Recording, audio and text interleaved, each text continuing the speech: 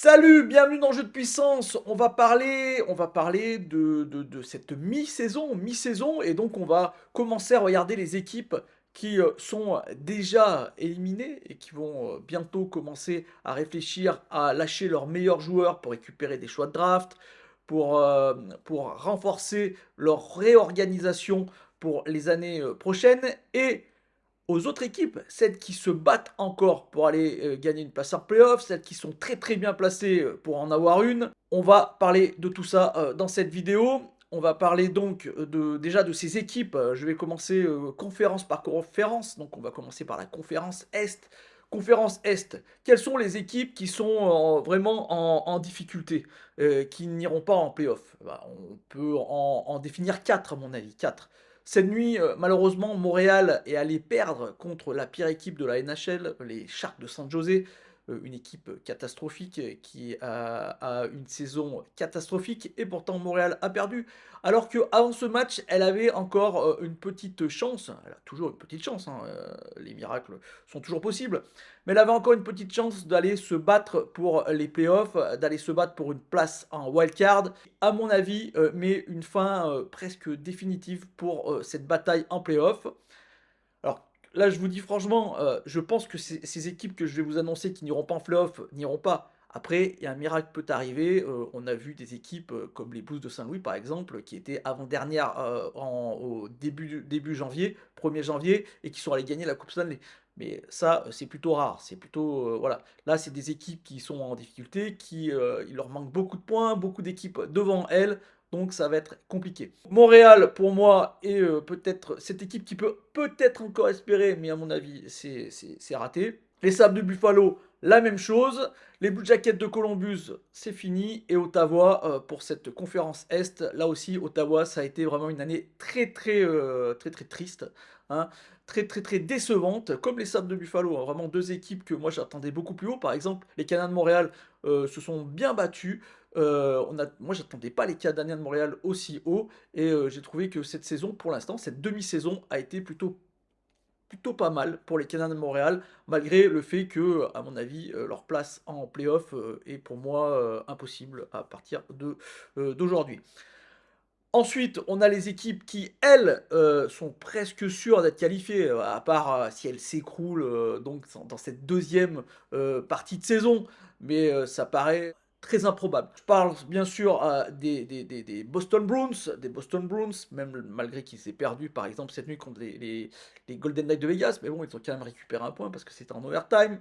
Je parle des Panthers de la Floride, je parle des Rangers de New York, voilà, ce sont des équipes qui sont vraiment très très en forme.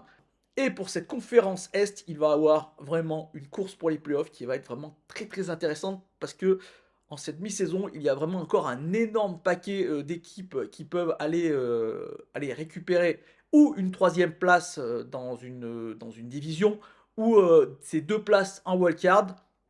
On va dire que du côté de la métropolitaine, on a beaucoup plus d'équipes que du côté de la division Atlantique. Et il reste donc Toronto, les Islanders, la Caroline qui est l'équipe la mieux placée pour l'instant, à mon avis, pour aller récupérer cette deuxième place dans cette division métropolitaine.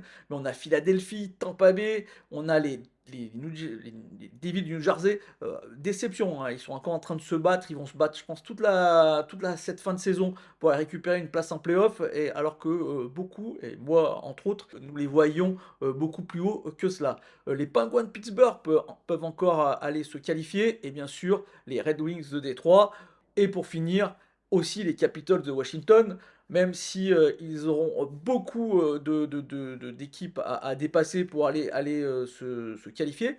Mais pour toutes ces équipes dont je, dont je vous ai donné le nom, je pense qu'il y a encore une énorme possibilité et c'est pour ça que tous les matchs seront importants et c'est pour ça que ces équipes devront vraiment se poser des questions avant la fin du marché, avant la fin du mercato, avant la fin de la date, donc c'est fin février où ils pourront encore échanger des joueurs, récupérer des joueurs contre des choix de draft.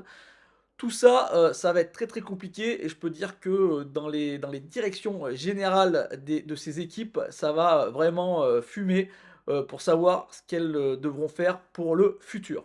On va passer à l'association de l'Ouest. Là aussi, pour moi, il y a 4 équipes où, on peut dire que c'est presque fini. Bon, 3 sûrs, donc les Ducks d'Anaheim, surtout, Trevor Segras est encore blessé. Ils ont perdu encore un jeune défenseur, donc énormément de blessés. Donc pour moi, c'est fini, hein, les Ducks d'Anaheim n'ont aucune chance. Les Blackhawks de Chicago, pareil, impossible qu'ils se qualifient et les Sharks de San José, impossible.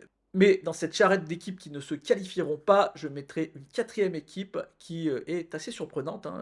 Alors là, par exemple, je ne la voyais absolument pas là. On peut dire que c'est une année vraiment catastrophique pour cette équipe. Je parle bien sûr du Wild du Minnesota. Là aussi, quelques blessures, mais quelle équipe n'a pas eu de blessures, hein, j'ai envie de dire, hein. Donc les blessures ne sont pas toujours une excuse. Donc beaucoup de blessures, mais le Wild du Minnesota, c'est vraiment très très décevant. Ils ont changé d'entraîneur de mi-novembre. Ça n'a pas permis à cette équipe de reprendre un élan suffisant pour aller pour les récupérer une place un peu plus haute et surtout une chance d'aller combattre pour les playoffs. À mon avis, c'est cramé pour le Wild du Minnesota. Mais là encore, comme je vous l'ai dit, tout est possible, hein. Je veux dire, peut-être qu'ils vont se réveiller à partir de la semaine prochaine, ils vont gagner tous leurs matchs, leurs 40 matchs, leurs 42 matchs exactement qui leur restent, et ils vont finir dans les 3 premiers de la division centrale. Mais j'ai des gros doutes là-dessus. Ensuite, les équipes qui sont vraiment devant. Et là, on a deux équipes qui sont vraiment très très surprenantes. Et là aussi, je ne les attendais pas là. On a les Jets de Winnipeg et les Canucks de Vancouver qui vont, qui ont même des possibilités de gagner tous les deux leur division, hein. Division Pacifique pour les Canucks de Vancouver et division centrale pour les Jets de Winnipeg. Donc deux équipes vraiment très très surprenantes et je pense qu'il n'y a pas beaucoup d'experts qui les voyaient à ces positions si on leur avait demandé en début de saison. Ensuite, il y a l'Avalanche du Colorado qui, pour moi, a toutes ses chances de se qualifier. Les Stars de Dallas, même si ils ont pas, ils ont une fiche à 662, un pourcentage de points à 662, donc ils peuvent encore se faire rattraper. Mais moi, je pense que les Stars de Dallas sont bien partis. Donc pour moi, on a presque un top 3 déjà défini. Donc 3 équipes. Alors je ne sais pas dans quel ordre, mais je pense même que ça sera peut-être dans cet ordre-là, dans cette division centrale, les Jets de Winnipeg, l'Avalanche du Colorado et les Stars de Dallas.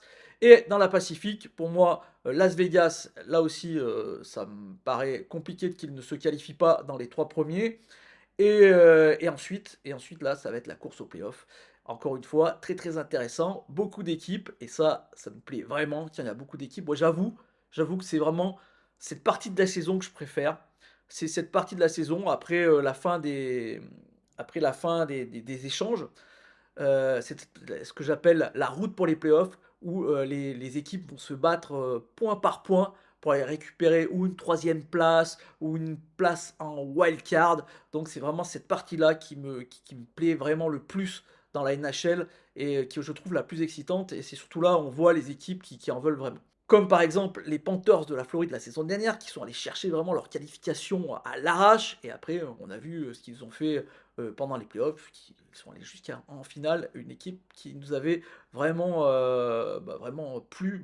Moi, dans mon cas, qui m'avait vraiment plu pendant ces playoffs et que j'avais trouvé très très excitant à regarder jouer. Quelles sont toutes ces équipes qui vont se battre comme des chiffonniers pour aller récupérer, ou comme je vous l'ai dit, une troisième place dans leur division, ou par exemple dans la division centrale, plutôt une wildcard. Je pense bien sûr aux Kings de Los Angeles, qui sont plutôt bien partis. Edmonton, qui sont là pour l'instant dans la wildcard, qui ont une énorme fiche depuis qu'ils ont changé d'entraîneur. C'est vraiment incroyable comme cette équipe est en feu, alors qu'ils étaient dans les bas-fonds du classement. Ils se sont vraiment bien rattrapés. C'est pour ça que c'est pour ça, par exemple, que le Wild du Minnesota, ou même le Canadien de Montréal, comme je vous le disais au début de la vidéo, peuvent peut-être aller chercher une place en playoff. Je ne dis pas le contraire, même si ça me paraît plutôt difficile.